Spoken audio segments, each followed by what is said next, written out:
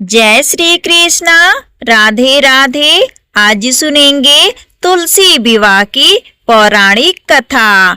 आप सभी को तुलसी विवाह की हार्दिक शुभकामनाएं। चलिए इस कथा को हम प्रसन्नचित मन से सुनते हैं। एक बार भगवान शिव ने अपने तेज को समुद्र में फेंक दिया। उससे एक महान तेजस्वी बालक का जन्म हुआ। यह बालक आगे चलकर जालंधर के नाम से पराक्रमी दैत्य राजा बना। इसकी राजधानी का नाम था जालंधर नगरी। दैत्यराज कालनेमी की कन्या वृंदा का विवाह जालंधर से हुआ। जालंधर महाराक्षस था। अपनी सत्ता के मद में चूर उसने माता लक्ष्मी को पाने की कामना से युद्ध किया, परंतु समुद्र में उत्पन्न होने के कारण माता लक्ष्मी ने उसे अपने भाई के रूप में स्वीकार किया। वहां से पराजित होकर वह देवी पार्वती को पाने की लालसा से कैलाश पर्वत पर गया। भगवान देवाधिदेव शिव का ही रूप धरकर माता पार्वती के वह समीप गया, परंतु मां ने अपने योग बल से उसे तुरंत पहचान लिया और वह वहां से अंतर्ध्यान हो गई। देवी पार्वती ने क्रोधित होकर सारा वृत्तांत भगवान विष्णु को सुनाया। जालंधर की पत्नी वृंदा बहुत ही पतिव्रता स्त्री थी। उसके पतिव्रत धर्म की शक्ति से ही जालंधर ना तो मारा जाता था और ना ही पराजित हो सकता था। इसलिए जालंधर का नाश करने के लिए वृंदा के पतिव्रत धर्म को भंग करना ही बहुत ही आवश्यक था। इसी कारण भगवान विष्णु ऋषि का वेश धारण करके वन में पहुँचे, जहाँ वृंदा अकेले भ्रमण कर रही थी। भगवान के साथ दो मायावी राक्षस और भी थे, जिन्हें देखकर वृंदा भयभीत हो गई। ऋषि ने वृंदा के सामने पल में ही उन दोनों राक्षसों को भस्म कर दिया। उनकी शक्ति देखकर वृंदा ने कैलाश पर्वत पर महादेव के साथ युद्ध कर रहे अपने पति जालंधर के बारे में पूछा।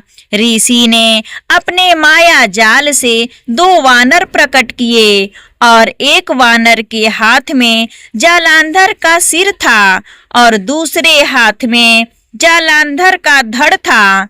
अपने पति की यह दशा देखकर वृंदा मूर्छित होकर गिर पड़ी। होश में आने पर उन्होंने ऋषि रूपी भगवान से विनती की कि वह उसके पति को जीवित कर दें। भगवान ने अपनी माया से जालंधर का सिर धड़ से पुनः जोड़ दिया, परंतु स्वयं भी उसी शरीर में प्रवेश कर गए। वृंदा को इस छल का बिल्कुल भी आभास ना हुआ। जालंधर बने भगवान के साथ वृंदा पतिव्रता व्यवहार करने लगी, जिससे उसका सतीत्व भंग हो गया। ऐसा होते ही वृंदा का पति जालंधर युद्ध में हार गया। यह सब सारी लीला जब वृंदा को पता चला तो उसने क्रोधित होकर भगवान विष्णु को हृदयहीन शिला होने का श्राप दे दिया। अपने भक्त के श्राप को भगवान विष्णु ने स्वीकार किया और शालिग्राम पत्थर बन गए। सृष्टि के पालनकर्ता के पत्थर बन जाने पर ब्रह्मांड में असंतुलन हो गया। यह देखकर सभी देवी देवताओं ने वृंदा से प्रार्थना की कि वे भगवान विष्णु को श्राप से मुक्त कर दें। वृंदा ने भगवान विष्णु को श्राप से मुक्त कर स्वयं आत्मदाह कर लिया। जहाँ वृंदा भस्म हुई वहाँ तुलसी का पौधा उग गया। भगवान विष्णु ने वृंदा से कहा, हे वृंदा, तुम अपने सतीत्व के कारण मुझे बहुत अधिक प्रिय हो गई हो। अब तुम तुलसी के रूप में सदा मेरे साथ रहोगी। तब से हर साल कार्तिक महीने की देव उठनी एकादशी के दिन तुलसी विवाह के रूप में मनाया जाता है।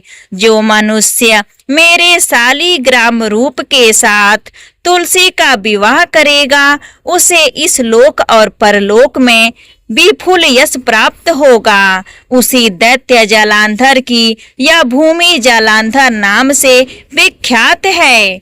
यहाँ पर कथा समाप्त होती है। प्रेम से बोलिए तुलसी माता की जय, विष्णु भगवान की जय।